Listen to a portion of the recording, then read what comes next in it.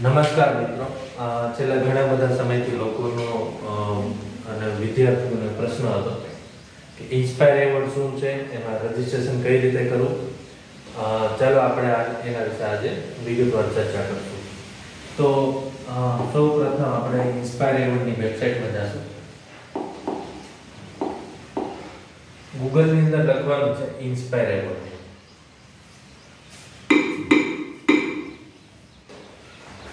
પહેલી જ વેબસાઇટ છે એ આવી જશે ગૂગલની અંદર. ત્યાં એના પર ક્લિક કરવાનું છે. હવે તમે ઇન્સ્પાયર એવોર્ડની વેબસાઇટ છે એ જોઈ શકો છો. Inspire Manak nomination for 2014 and 15 are open. 2024-25 નું જે રજીસ્ટ્રેશન છે એ શરૂ થઈ ગયું છે. હવે ઇન્સ્પાયર એવોર્ડમાં રજીસ્ટ્રેશન કરવા માટે સરકારી શાળા, ત્યારબાદ અનુદાનિત શાળા અને ખાનગી શાળા, તો તમામ પ્રકારની શાળાઓ છે આ એવોર્ડ માટે છે એ રજીસ્ટ્રેશન છે એ કરી શકે. ઇન્સ્પાયર એવોર્ડની અંદર તમારે એક વિચાર રજૂ કરવાનો હોય છે. એક સિમ્પલ એક વિચાર, કોઈ ટેક્સ્ટ બુકનો કોપી કે ગૂગલ કે કોઈ વેબસાઇટમાંથી કોપી પેસ્ટ કરેલો વિચાર છે એની અંદર તમારે રજૂ કરવાનો નથી. કેવા પ્રકારનો વિચાર રજૂ કરવાનો છે હું તમને હમણાં થોડી વારની અંદર બતાવું છું. તો સૌથી પહેલી વસ્તુ છે કે તમારી સ્કૂલનું રજીસ્ટ્રેશન હોવું ખૂબ જરૂરી છે આની અંદર. તો રજીસ્ટ્રેશન ફાઇન્ડ કરવા માટે તમારે જરૂરી પડશે કે તમારે એપ્લિકેશન નંબર ફાઇન્ડ કરવો. એપ્લિકેશન નંબર કઈ રીતે શોધવો એ હું તમને શીખવાડીશ. તો સૌથી પહેલા તમારે જવાનું છે સર્ચ ઓથોરિટી ડિટેલ્સની અંદર. ત્યારબાદ check your application number and email ID. ત્યારબાદ તમારે અહીં પ્લીઝ સિલેક્ટ ધ ડિટેલ્સ. તો સ્ટેટ ડિટેલ્સ, તો સ્ટેટની અંદર તમારે સિલેક્ટ કરવાનું છે ગુજરાત. ત્યારબાદ ડિસ્ટ્રિક્ટ, એની અંદર હું સિલેક્ટ કરીશ દાહોદ. અને ત્યારબાદ સ્કૂલ ડિટેલ. તો અહીં મારી સામે ઘણી બધી સ્કૂલનું લિસ્ટ આવશે.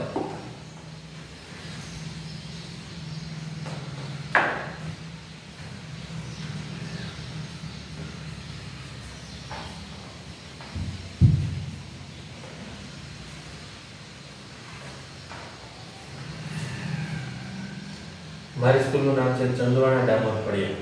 હું સિલેક્ટ કરીશ. ત્યારબાદ સબમિટ. તો અહીં જોઈ શકો છો કે મારી સ્કૂલની તમામ વિગતો અહીં આવી ગઈ છે. પર્સન નેમ, ત્યારબાદ મોબાઈલ નંબર, ઈમેલ આઈડી અને એપ્લિકેશન નંબર. હવે અહીંથી બે વસ્તુ તમારે ખાસ યાદ રાખવાની છે. એક તો એપ્લિકેશન નંબર અને ઈમેલ આઈડી. તમારી પાસે એક વખત તમને સ્કૂલની વિગત મળી જાય પછી તમારે આગળ શું કરવાનું છે, તમારે યુઝર આઈડી અને પાસવર્ડ છે એને મેળવવાના છે એપ્લિકેશનની અંદર જઈને. હવે માનો કે ઘણી બધી સ્કૂલ એવી હશે કે જેને ઘણા બધા સમયથી કે ઘણા બધા વર્ષોથી આની અંદર કોઈ પણ પ્રકારનું કોઈ અપડેટ કરેલું નથી કે કોઈ કામ કરેલું નથી. તો તમારે શું કરવાનું? સૌપ્રથમ તમારે અહીંથી એપ્લિકેશન નંબર છે એ કોપી કરી લેવાનો છે. ત્યારબાદ એપ્લિકેશન નંબરને કોપી કર્યા બાદ તમારે જે ઓથોરિટી છે એને તમારે મેલ કરવાનો છે. હવે કયા મેલ પર મેલ કરવાનો છે હું તમને માહિતી આપી દઉં છું. કોન્ટેક્ટની અંદર જઈ અને અહીં એક મેલ આઈડી આપેલું છે inspire@nifindia.org. આ મેલની અંદર તમારે વિષયમાં લખવાનું છે કે ઈમેલ અપડેટ કરવા બાબત તમારો એપ્લિકેશન નંબર અને સ્કૂલનું નામ આ અહીં મેલ આઈડીની અંદર આપી દેવાનું છે. ત્યારબાદ તમે જે મેલ આઈડી તમે નવું ચેન્જ કરવા માંગો છો, નવું અપડેટ કરવા માંગો છો, એ મેલ આઈડી પણ સાથે તમારે જોડી દેવાનું છે. થોડા જ સમયની અંદર તમને નવું મેલ આઈડી છે એ તમને જનરેટ થઈને આવી જશે. એક વખત તમને તમારું નવું મેલ આઈડી છે આની અંદર અપડેટ થઈ ગયું ત્યારબાદ તમે કોઈ પણ વિગતો છે તમે જાતે છે એને તમે સુધારો છે એ કરી શકો છો. ત્યારબાદ જોઈએ કે ઇન્સ્પાયર એવોર્ડમાં કેવા પ્રકારના આઈડિયા હોય છે, એની અંદર શું કઈ વિગતો છે એ તમારે અપલોડ કરવાની છે. તો સૌપ્રથમ આપણે હોમ મેનુની અંદર જઈએ અને જોઈએ કે આની અંદર આપણે વિગતો જોઈએ.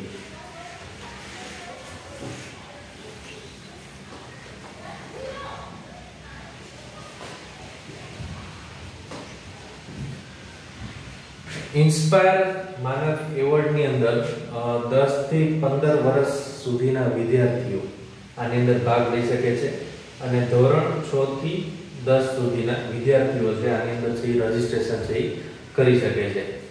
રજીસ્ટ્રેશન છે એ માત્ર વિદ્યાર્થીઓનું જ કરવાનું છે. આની અંદર ઇન્સ્પાયર એવોર્ડ માટે રજીસ્ટ્રેશન માટેની છેલ્લી તારીખ છે 15 સપ્ટેમ્બર 2024. એ પહેલા તમારે છે આની અંદર રજીસ્ટ્રેશન છે કરવાનું છે.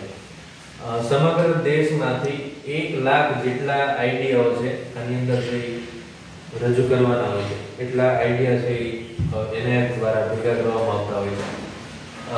એમાંથી જો તમારો વિચાર છે સિલેક્ટ થઈ જાય તો વિદ્યાર્થીના ખાતામાં 10,000 રૂપિયા છે direct benefit transfer DBT scheme અંતર્ગત છે વિદ્યાર્થીના ખાતામાં 10,000 રૂપિયા છે. ત્યારબાદ 1 લાખમાંથી 10,000 આઈડિયા છે એ સિલેક્ટ થઈ અને આગળના લેવલ સુધી જશે અને 10,000 માંથી ફરી પાછા 10% એટલે કે 1,000 આઈડિયા છે એ ફરી પાછા નેશનલ લેવલ સુધી જશે. એમાંથી પણ 60 આઈડિયાને સિલેક્ટ કરી અને આગળ ઇન્ટરનેશનલ લેવલે એને જવા માટે મોકો મળે છે. ત્યારબાદ રાષ્ટ્રપતિ દ્વારા 60 જે વિચારો છે એ સન્માન કરવામાં આવે છે. હવે કેવા પ્રકારના આઈડિયા છે આની અંદર રજૂ કરવાની વાત કરું તો માનો કે આપણી આસપાસ કોઈ મજૂરો હોય કે ખેતરની અંદર કામ કરતા ખેડૂતો છે તો આવા પ્રકારના જે લોકો છે અને રોજિંદા જીવનો કોઈને મુશ્કેલી પડતી હોય અને આવી મુશ્કેલીઓમાંથી આવી જે સમસ્યાઓ છે એ સમસ્યાઓનું સમાધાન લોકલ લેવલે કઈ રીતે કરવું તો એકદમ આવા નાના વિચારો અને નાના આઈડિયા છે તમારે રજૂ કરવાના હોય છે.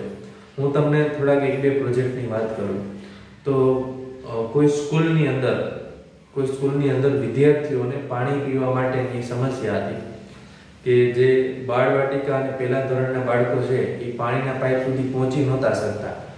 તો આવા જે વિદ્યાર્થીઓ છે એના માટેનું શું સોલ્યુશન આવી શકે કોઈ વિદ્યાર્થી દ્વારા સૂચન કરવામાં આવ્યું કે જો તમામ જે નળ છે જે પાઇપ છે એને એક સ્લોપ રાખવામાં આવે કે ધોરણ 1, 2, 3, 4, 5, 6, 7, 8 તમામ ધોરણના વિદ્યાર્થીઓને પોતાની વય કક્ષા પ્રમાણે પોતે પોતાની જે ઊંચાઈ છે ત્યાં પાણી પી શકે. તો આ એક નાનકડો આઈડિયા હતો. એ ઇન્સ્પાયર એવોર્ડની અંદર સિલેક્ટ થયો છે.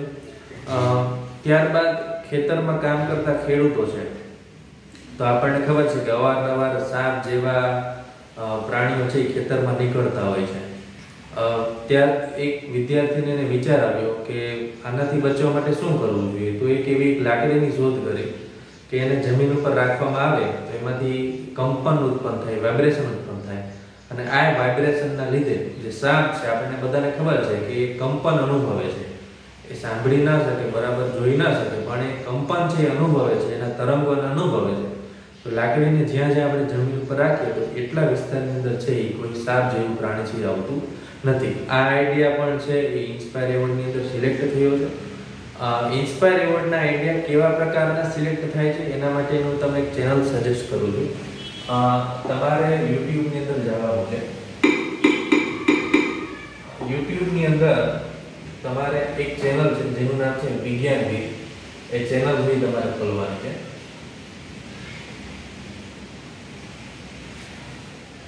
તો અહીં જો વિજ્ઞાનવીરનું એક ઓલરેડી એક ખુલેલું છે, છતાં પણ હું તમને અહીં સર્ચ કરીને બતાવું છું.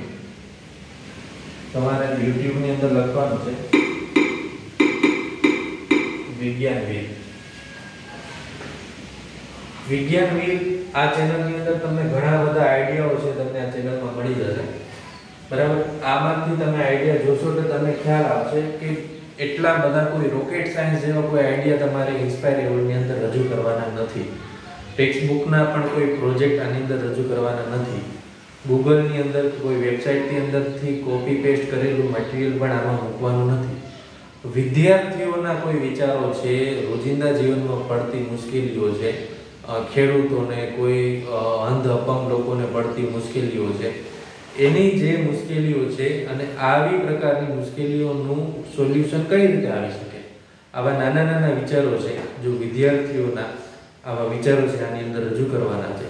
વિજ્ઞાન વીર ચેનલને એકવાર તમે જોશો યુટ્યુબની અંદર તો તમને ખબર પડી જશે કે આની અંદર કેવા પ્રકારના આઈડિયા છે એ તમારે રજૂ કરવાના છે. આના પછીના વિડીયોની અંદર હું તમને એ બતાવીશ કે તમારે આની અંદર રજિસ્ટ્રેશન કઈ રીતે કરવાનું છે. સૌપ્રથમ તમારે પેલું કામ એ કરવાનું છે કે તમે તમારો એપ્લિકેશન નંબર ફાઇન્ડ કરી લો અને એપ્લિકેશન નંબર ફાઇન્ડ કર્યા બાદ જે ઓથોરિટી છે એ ઓથોરિટીને તમારે મેલ કરવાનો છે. આ બંને ઓથોરિટીના સ્ટેટ અને જે નેશનલની ઓથોરિટી છે બંનેના મેલ આઈડી છે હું તમને કોમેન્ટ સેક્શનની અંદર આપી દઈશ. એ ઓથોરિટીને તમે નવું મેલ આઈડી અપડેટ કરવા માટે મેલ કરી દેશો. ત્યારબાદ તમે લોગિન થઈ ગયા, સ્કૂલની વિગતો છે તમે જાતે છે એ તમે ચેન્જ કરી શકશો. ધન્યવાદ.